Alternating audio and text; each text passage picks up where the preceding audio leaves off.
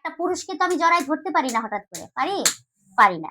এই ক্ষেত্রে আমাকে কি করতে হবে, যদি হোম কেয়ারে যাই, যদি হোম কেয়ারে যাওয়ার পরে এরকম হয়ে থাকে, যদি বালিশ থাকে না আমাদের, হ্যাঁ যদি বালিশ থাকে সেই ক্ষেত্রে আমি একটা বালিশ তার পেছনে এইভাবে নিয়ে নিতে পারি।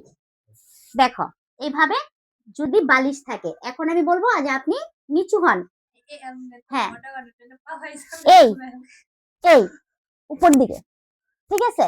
আচ্ছা যদি বালিশ নাই রাস্তায়, সেই ক্ষেত্রে আমি বালিশ পাবো কোথায়? এই ক্ষেত্রে চলে যাব তার পেছনে, তার পেছন দিকে, তার পিঠ আমার পিঠ। এখন তাকে বলবো আপনি নিচু হন, আপনি নিচু হন হয়ে ঠিক সেম ওয়েতে এই যে, ঠিক আছে।